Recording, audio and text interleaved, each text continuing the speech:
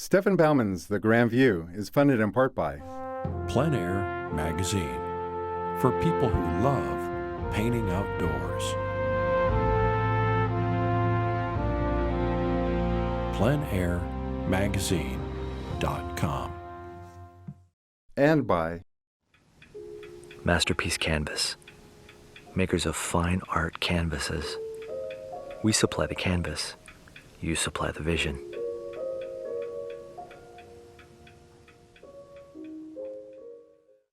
and by paintingfromnature.com, a website for artists seeking inspiration, advice, and knowledge to master painting from nature. paintingfromnature.com.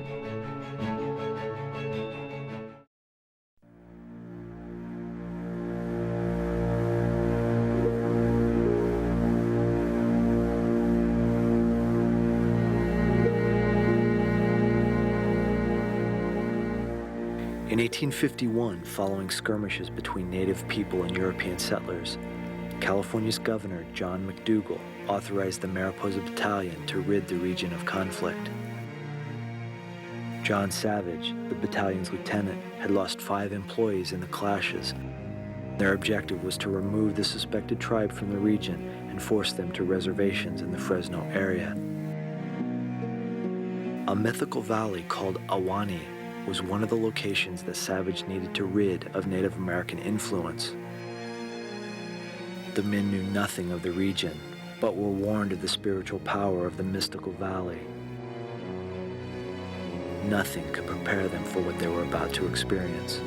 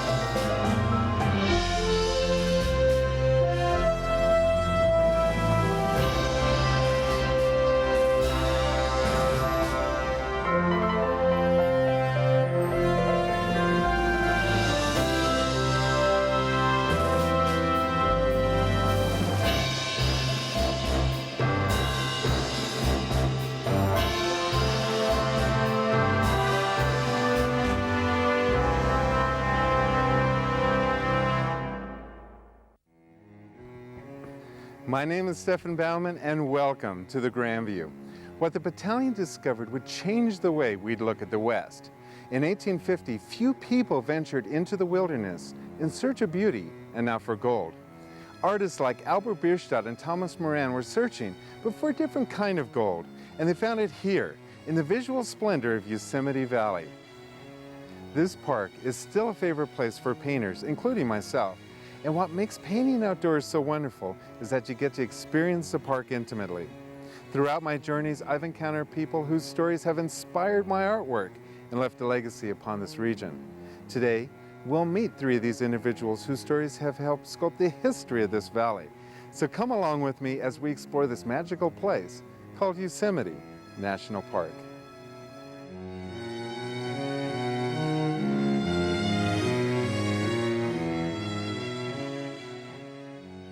My first basketry came to my interest when I think I was about 7, 8 years old, when I was in what they call a campfire girls, and I did a little raffia basket, red and green basket, never thinking that I would be working with traditional material as I am today.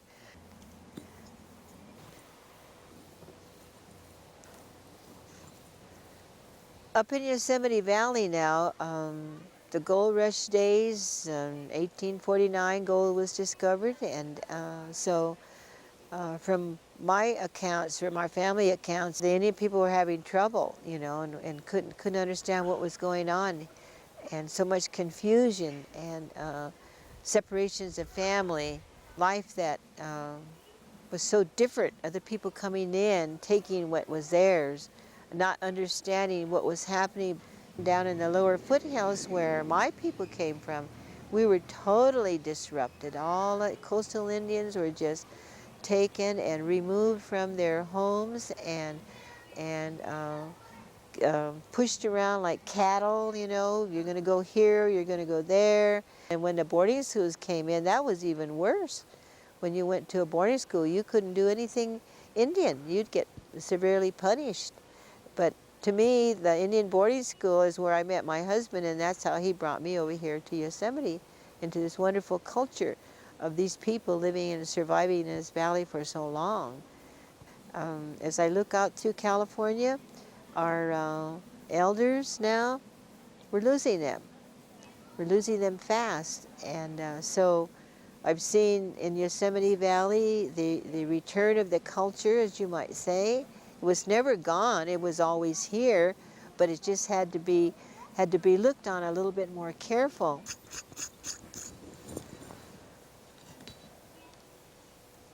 Not quite. So there's a lot of time involved in making your basket. Obsidian is a man's tool, so we don't use it until a man has fractured it off, and then it's given to us because we're givers of life, so this piece of obsidian takes life. So we can't use it until after male is fractured off and given it to us. Then we can use it for scraping. Well, in Yosemite area, we always feel that there was a creation story, and there's many creation stories throughout Indian world, Indian storyland, and this one here is Coyote is the one that helped create and make the earth through the Great Spirit. He was told to place 2 sticks in the north, east, south, and west, and then they somehow became people. And then when they became people, then they had families, and then they needed to have a better place to live, so the Great Spirits brought them into this Yosemite Valley. And this has been their home ever since, with the hanging waterfalls. And that's my term, the hanging. I always like to use that, hanging waterfalls, and I always think of the hanging waterfalls like lace curtains in your kitchen. That's how I look at it.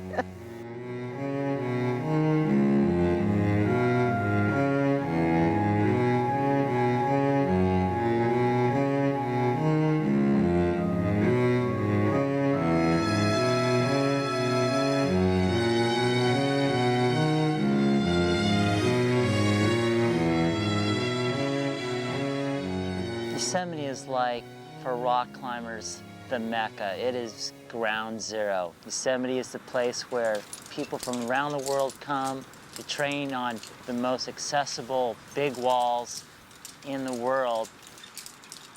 The beauty of climbing in Yosemite is that as people get better, as the gear gets better, Yosemite is still challenging all the climbers there. You know, you had 30s and 40s, you had people climbing the pillars and the towers that they could climb. As gear got more advanced, in 1958, El Cap got climbed. You know, that was a big, huge achievement. But it also prepared the way for people to climb El Capitan in a day, first done in 1975. And so you see Yosemite, it's having an evolving golden age. It's not like there was one time where it was really special there. Now people are trying to push the envelope, not only by speed climbing things amazingly fast, but also by trying to free climb them with the rope, but try and do the pure sport of climbing. Climbing El Cap 3 times in a day, it was a big strategy thing. We really couldn't figure out how to do it because the hike down was taking 3 hours. So I kind of collected the best partner that I could, Hans Florine, and I strategized this by engineering a trick around the descent and fixing lines of rope previous to our ascent down a certain route. So we basically started from the base of the nose route on El Capitan, climbed that, walked over, wrapped down 2,000 feet down where our lines were, climbed that route called Lurking Fear all during the night, went back down on our fixed ropes again, only took us an hour to get down, walked up to the top of the west face and did that route in just under 5 hours, and that was 23 hours and 1 minute from the bottom of the first route to the top of the third route. Some of my wildest times have just been hanging out in the meadow with some friends, looking up at some of the climbers, maybe talking to them a little bit on the radio. And people often tell me or ask me, where's a place that we can go that's a little bit off the beaten path? And if you do take the 15-minute trail from El Capitan Meadow to the base of El Capitan, you will be able to see and feel an amazing 3,000-foot rock, the most accessible, most sought-after climbing piece of granite on the planet, and look for climbers and experience it for yourselves.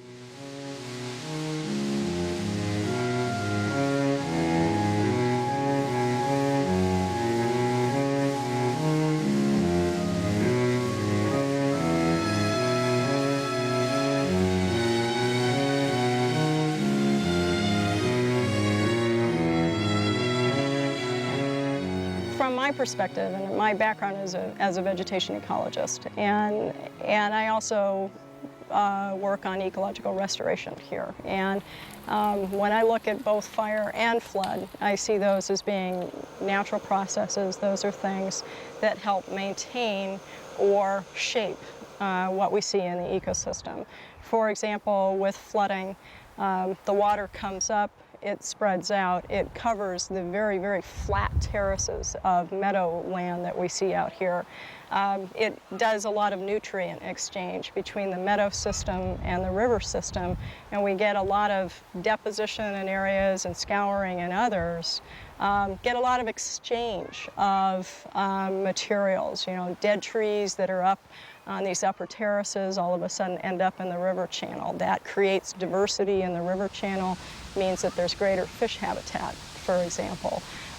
We have a number of plants in Yosemite Valley that are really limited to specific habitats in meadows. And by flooding, what that does is it actually moves those species around because the water picks up the seed and it takes it to the next suitable habitat. And so we're seeing these changes in where species are located by that kind of an event. With fire, it's the same idea in terms of natural process, because what it's doing is it's creating diversity in the system. This place is awesome. At times, it's sublime. At times, it's so powerful, you can't handle it. When we saw the floods happening, you just had to stand back and say, this is awesome, because you were awestruck at how powerful this place is and how powerful that water is. When you see a fire running through an area, it's awesome. You know, it's one of those jaw drop open, stand back and watch it. This is nature at work.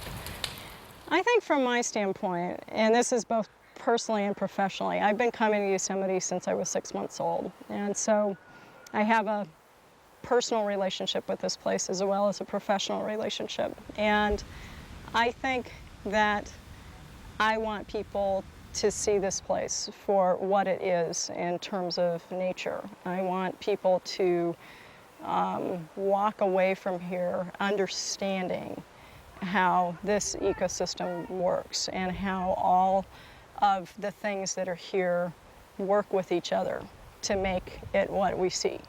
I don't want people to feel that this is just simply a recreational opportunity.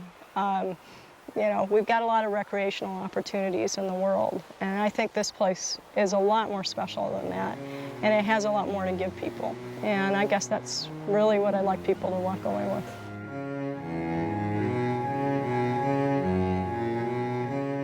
And now we finally made it up to Vernal Falls, and I've finally set up my paint supplies, and I'm ready to start sketching. I'm going to start off my sketch with burnt sienna and cobalt blue. I want to take a medium-sized brush and wet it down with some turpentine before I start, and mix yourself up a nice black before you start sketching. We want to actually create a blue-black since most of the rocks in this area have a lot of blue in them. I'm going to start looking for the darkest areas in my composition, and that's where I'm going to start laying in my sketch colors. And I'm going to add more blue deep along the waterfall. This will create a nice deep shadow. I'm searching all over my composition here, and I'm trying to establish all of the dark patterns first. Now notice that the rest of my sketch is done in a blue-gray, and this trunk is now placed in with brown. And while I have some of that brown on my brush, I'm going to indicate some of the warmer tones in my sketch. Now I'm going to start placing all the little rocks that are in the waterfall. I'm going to mix a bluish color since all of this foreground area is really, really, really cool.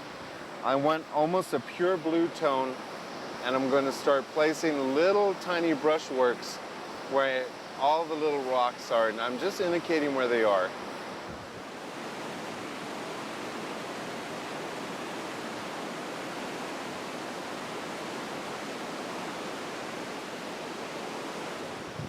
And now I'm going to pay attention to the left-hand side of my canvas.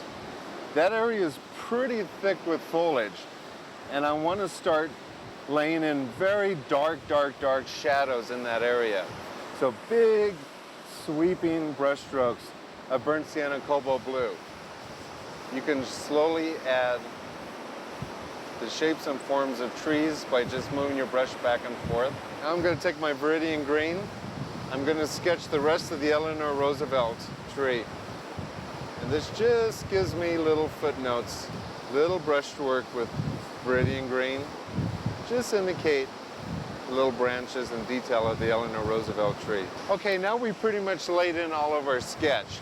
And now we're going to start squeezing out some white. And that's pretty much going to be the only color I'm going to add at this point.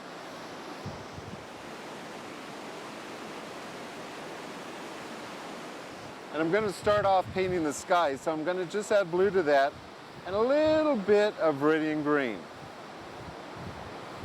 And what we want to do is capture a nice, cool, cool, early morning sky. At this point, you want to work fairly fast. Don't worry too much about all the little details. Just give a quick suggestion. We can always do the details later on in the studio or later on this afternoon when it warms up a little bit. This background wall is actually a warm color, so it has a little bit more of a burnt sienna color to it, as opposed to a bluish color which we had in the background mountain. Ah, finally the sunlight's coming out. Now we're going to take this exact same detail that we just did and do it on the other side of the wall.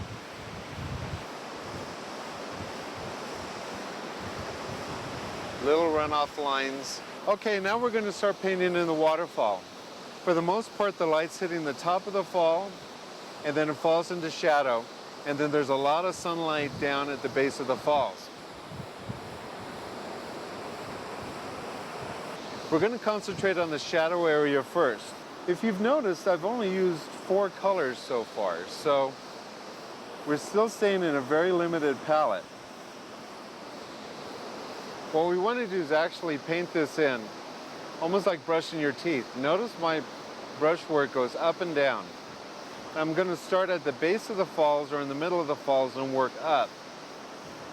And if you notice, if you keep this stroke steady and you keep it consistent, you can actually get the feeling of clumps of water coming over the edge of the mountain and down into the pool. Okay, now I'm getting ready to work on my highlights. I'm going to be using a lot more white at this point. But before I put my highlight on, right at the crest of Vernal Falls, there's a little transparency that actually, when the sun is hitting it, is turning green. So I want to place that in before I get my highlights in on top. I'm taking Viridian green and white, mixing a nice light green.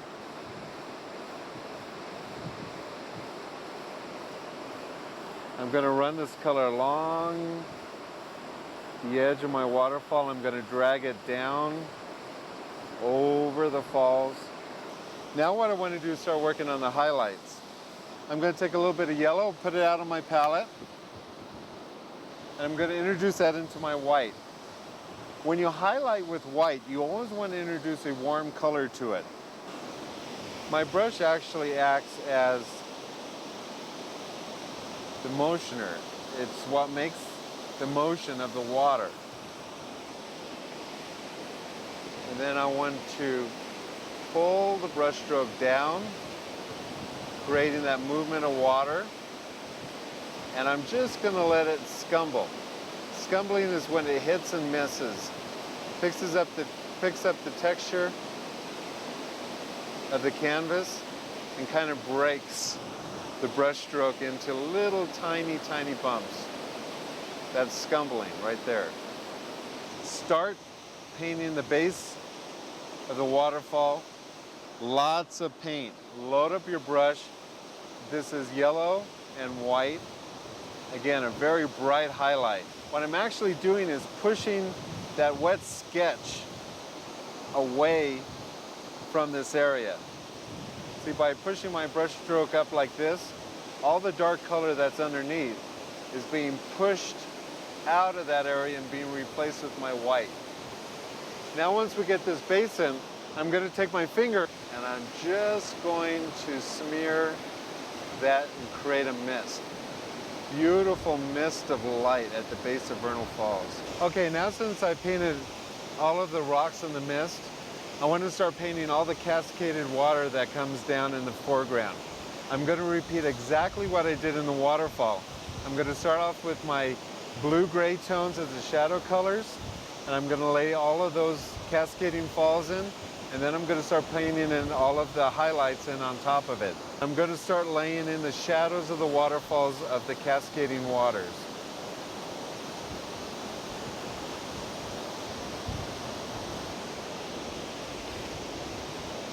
We're going to start mixing the highlight color. Going to add just a little bit of blue because we don't want it quite as bright as the highlight in the waterfall itself. And now we're ready to paint the highlights in the cascading water. Now what I'm doing is I'm placing these in even. And when I mean even, I mean just like steps to a house. And now we're going to start placing the highlights up near the Eleanor Roosevelt tree. Now the light comes down through this canyon real brightly. So very carefully, just use the edge of the brush. Okay, now I'm ready to start painting the Eleanor Roosevelt tree. I'm using cobalt blue and burnt sienna. I'm going to place the trunk of that little tree that's growing out of the Eleanor Roosevelt tree. And now with Viridian and burnt sienna, I'm just going to start putting in all the little details.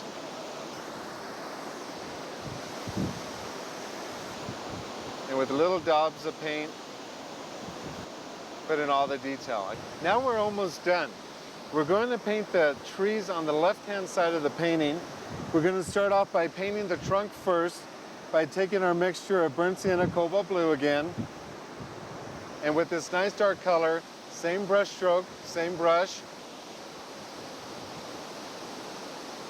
Just follow the tree all the way up, getting smaller as it gets further up. I'm going to start laying in the foliage. And the foliage is done very simply, just with some nice broad strokes.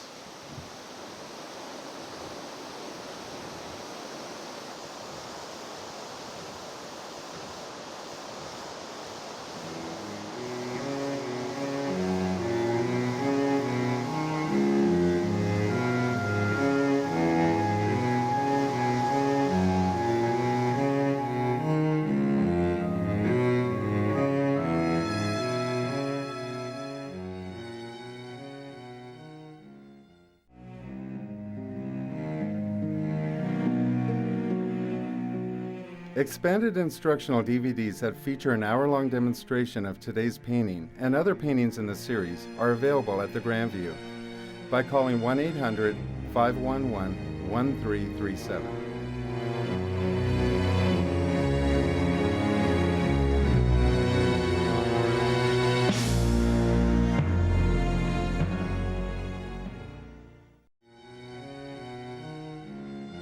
Join us on our website, thegrandview.org, and get more information about our show. There you can download our free book, Everything You Need to Know About Outdoor Painting, along with a free diagram of today's subject.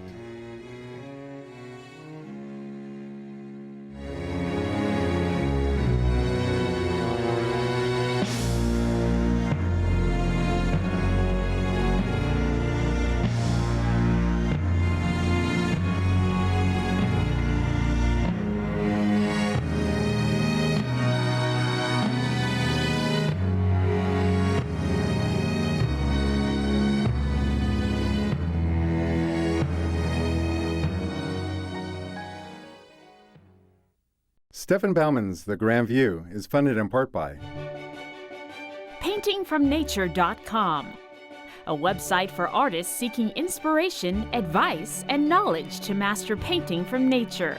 paintingfromnature.com. and by Masterpiece Canvas, makers of fine art canvases. We supply the canvas, you supply the vision.